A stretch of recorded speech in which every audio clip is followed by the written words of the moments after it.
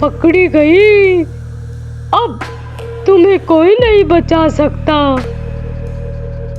बचाओ, बचाओ, मुझे बचाओ, बचाओ, कोई तो मुझे बचाओ। इतना कहते ही कालू चिंटू की ओर झपटता है, लेकिन चिंटू तेजी से उड़कर उससे बच जाता है। फिर उन दोनों में काफी देर तक झगड़ा होता है। जाते जाते कालू चिंटू से कहता है,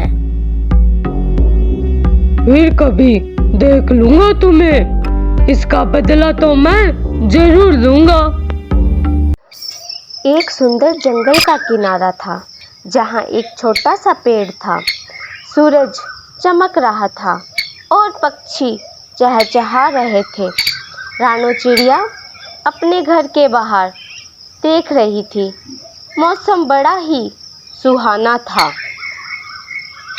अरे वाह, आज मौसम कितना सुहाना है। मेरी माँ हमेशा कहती है कि ये दुनिया बहुत ही खूबसूरत है। रानो, ओ मेरी प्यारी बेटी, अब तुम बड़ी हो रही हो। तुम्हें उड़ना सीखना होगा और अपना खाना खुद ही ढूंढना होगा। माँ, मुझे डर लगता है। ये आसमान इतना बड़ा है और नीचे जमीन इतनी दूर है। डरने की कोई बात नहीं है रानो, मैं हमेशा तुम्हारे साथ हूँ। बस अपने पंखों पर भरोसा रखो।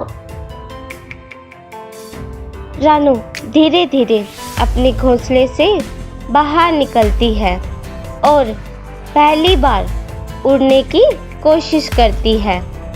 वह थोड़ी देर फड़फड़ाती है और फिर पास की एक डाली पर बैठ जाती है। देखो माँ, मैंने कर दिखाया। शाबाश मेरी बहादुर बेटी, शाबाश। पास में ऊंची डाल पर बैठा कालू कौवा रानो चिड़िया को उड़ता हुआ देख रहा था। कालू कौवा बहुत ही शैतान था। हाँ, ये छोटी चिड़िया तो बहुत प्यारी लग रही है। क्यों ना इसे थोड़ा डराया जाए, मजा आ जाएगा। कालू उड़कर रानो के पास आता है और जोर से चिल्लाता है, अरे ओ छोटी चिड़िया, यहाँ क्या कर रही हो? ये जंगल मेरा है, भाग जाओ यहाँ से, वरना खैर नहीं है तुम्हारी। रानो डर जाती है और तेजी से उड़ने लगती है। कालू उसका पीछा करता है और उस पर झपटने की कोशिश करता है। बचाओ, कोई मेरी मदद करो, मुझे बचाओ। पास में ही एक जगह पर बैठकर चिंटू कबूतर दाना चुग रहा था। वह रानो चिड़िया की चीख सुनता है और मन ही मन में सोचता है, ये कैसी आवाज है? लगता है कोई मुसीबत में है, मुझे उसकी मदद करनी चाहिए। चिंटू उड़कर उस दिशा में जाता है जहां से आवाज आ रही थी। वह देखता है कि कालू कौवा रानो को परेशान कर रहा है। फिर चिंटू कबूतर कालू कौवे के पास जाता है और कालू कौवे से कहता है, कालू, ये क्या कर रहे हो?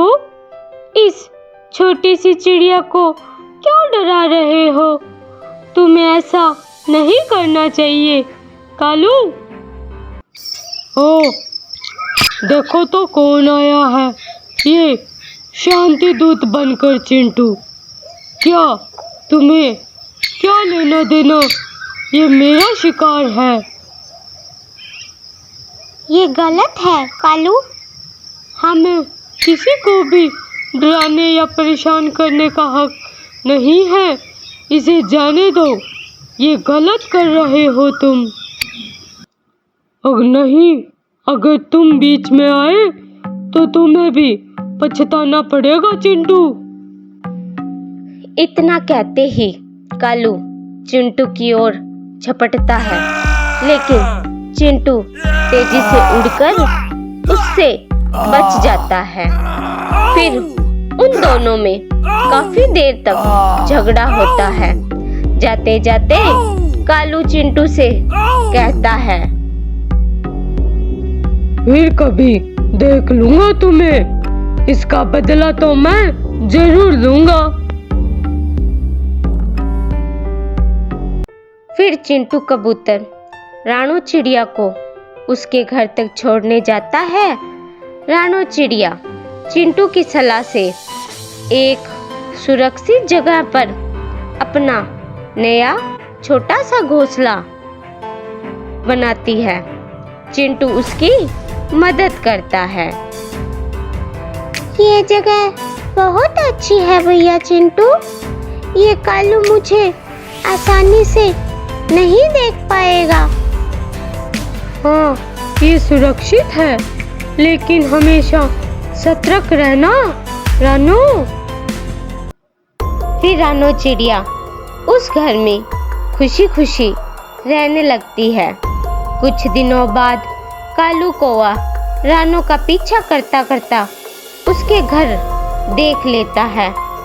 वह देखता है कि चिंटू और रानू के घर पास पास में ही है। फिर कालू कौवा एक बुरी योजना बनाता है। अब मैं समझ गया, ये कबूतर चिंटू इस छोटी चिड़िया रानू का दोस्त बन गया है। कोई बात नहीं, मेरे पास इनको तो अब कुछ मजा चखाऊंगा, ऐसा कि हमेशा याद रखेंगे। चिंटू भैया देखो तो, ये कितना सुंदर पत्थर है। क्या मैं इन्हें ले सकती हूँ? नहीं रानू, वहाँ मत जाओ, मुझे कुछ गड़बड़ लग रही है। ये कालू की चाल हो सकती है। उधर मत जाओ रानू। लेकिन ये तो बहुत प्यारा है। इतना कहने के बाद रानू चिड़िया नीचे उतरती है और एक पत्थर उठाने की कोशिश करती है। अचानक कालू झाड़ियों से निकलकर उस पर हमला कर देता है। पकड़ी गई, अब तुम्हें कोई नहीं बचा सकता। बचाओ बचाओ, मुझे बचाओ बचाओ, कोई तो मुझे बचाओ। चिंटू तेजी से उड़ता है और कालू पर हमला करता है।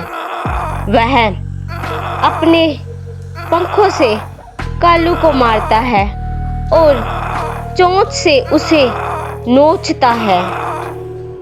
दूर रहो इससे, दुष्ट कालू, मैं तुम्हें कभी कामयाब नहीं होने दूंगा। हा, ये कबूतर चिंटू तो बहुत ताकतवर है, मैं तुम्हें नहीं छोड़ूंगा।